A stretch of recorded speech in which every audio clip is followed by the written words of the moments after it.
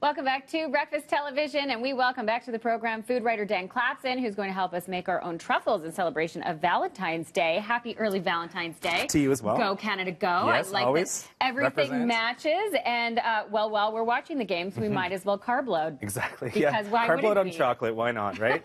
Valentine's Day is coming up tomorrow, and if you're not a fan of buying boxed chocolates, or if you want to kind of go outside of the box for someone special or for your family at home, I thought making chocolate truffles at home would be a great way to do it. I thought the truffles were really complicated. Well, there's different levels to truffles, right? So there are the kind of truffles you think of that are encased in a chocolate shell, and they're really fancy, infused with a lot of flavors. So that's not what we're going for here. Here we're going for something really approachable and something that you can make in just a few minutes.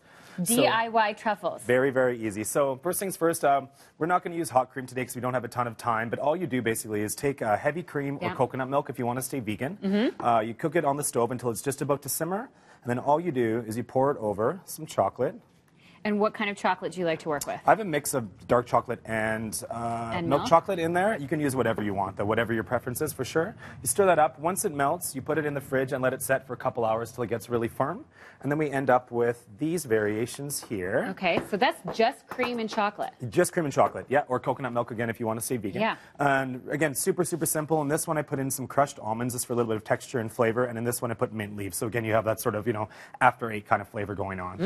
Now, the messy. Yeah, my question is there any likelihood of this getting clumpy? How No, do you not keep if you, a good consistency? You just need to stir it. While the cream is hot, this will all melt very, very quickly, and it'll turn into a nice, smooth consistency. Basically, what you want it to look like is a really, really thick icing, more or less. Oh. So once that is done, exactly. You can eat it warm if you want. Go for it.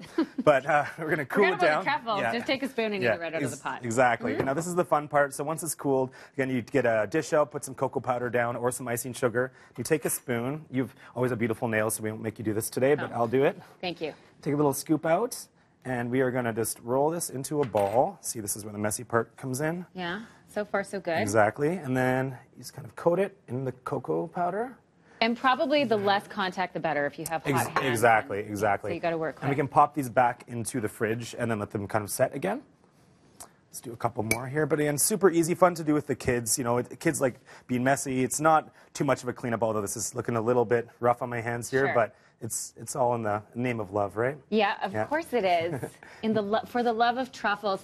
And so you've done different flavors here. And do you have a preference as to, you've got the mint leaves chopped up, any extract that goes in there, or just the fresh ingredients? You can add vanilla too if you want, for sure. It is really, really easy to make a large amount of this chocolate truffle mixture. So if you want to split it up into different bowls and add different flavors, you can definitely do that. I have some M&Ms over here, and then, again, mint and almonds. So you can kind of infuse whatever flavors that you like. Okay. Yeah. Okay, perfect. And then after we're done with rolling these, they would go back into the fridge for safekeeping? Just to keep cool, because if you leave them on the counter, they do get a little bit warm. So in the fridge, that's when they'll kind of hold their form a lot better. Yeah. Yeah. And have you tried the vegan option with the coconut milk? I have, and it works just as well. It's a great option. Obviously, plant-based dining is very popular right now across Canada, so it's a great option, especially if you're giving chocolates to someone. Maybe you're on a second or third date and you don't know their dietary preferences, then it's a nice little surprise for someone like that. Okay, so a good consistency. And then in terms of the heavy cream, how heavy of a cream? I go pretty heavy, whipping cream, but if you want to be a little bit healthier, you can use milk. I think we're melting a whole bunch of chocolate here, so it's not like we're trying to be super healthy, so I think you should just go all out. Just go for it. It's Valentine's Day. Delicious. Thank you so much, Dan. I can't wait to try one of these during the commercial break. That looks beautiful and easy and a fun activity for the kids maybe on Valentine's Day as well. Go Canada, go. Yes. Happy Valentine's Day.